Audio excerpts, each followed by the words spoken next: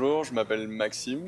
Et bonjour, moi c'est Marie. On est tous les deux éco-gardes sur l'île du Grand Rouveau. Donc on travaille pour l'initiative PIM. L'île du Grand Rouveau, c'est une île qui appartient à l'archipel des Ambiers, dans le Var.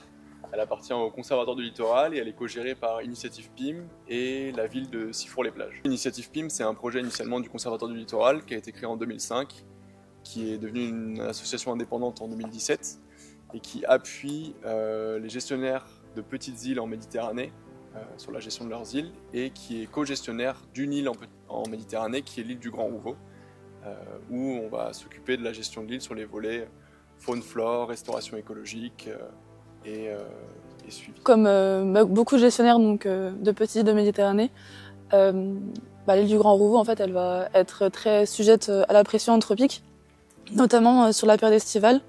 Donc avec la forte affluence touristique qu'il va y avoir, principalement du 15 juillet au 15 août. PIM va organiser deux suivis faunistiques principaux. Donc le suivi des goélands leucophées, qui va vraiment porter sur la nidification et le suivi exhaustif de la colonie de goélands qui va nicher pendant la période estivale. Et ensuite aussi le suivi du Chilodactyle d'Europe, qui est une espèce de gecko et qui est en fait une espèce quand même très menacée, et présente sur les îlots de Méditerranée, dont le Grand Rouveau.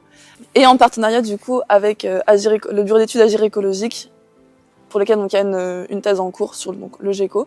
Et il va y avoir des suivis aussi botaniques qui vont être réalisés sur l'île. Au niveau des défis qu'on peut rencontrer lors des suivis, l'île est assez escarpée et a beaucoup de maquis qui recouvrent une grande partie de l'île, assez impénétrables.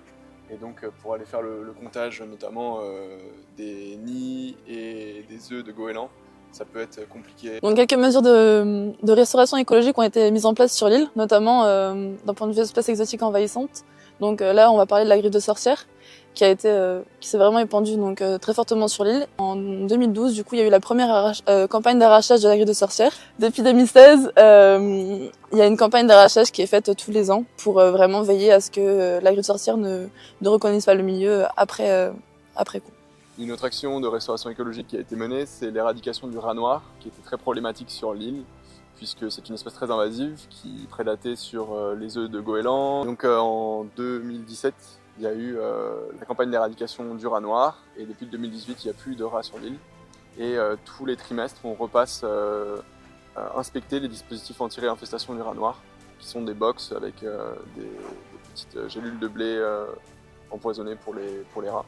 Et cela permet d'assurer qu'il n'y ait plus de présence de rats sur l'île, et donc que l'île soit pest-free, c'est-à-dire qu'il n'y a plus d'espèces exotiques envahissantes sur l'île. Les difficultés qui ont été rencontrées dans la lutte contre ces espèces exotiques envahissantes, ça a été tout d'abord l'acceptation du public quand il y a eu la campagne d'arrachage des griffes de sorcière, puisque comme elle recouvrait une grande partie de l'île, les gens habitués à venir sur l'île étaient habitués à ces jolies fleurs. Donc il a fallu leur expliquer que c'était pas une espèce locale et donc qu'elle posait un problème pour l'écosystème.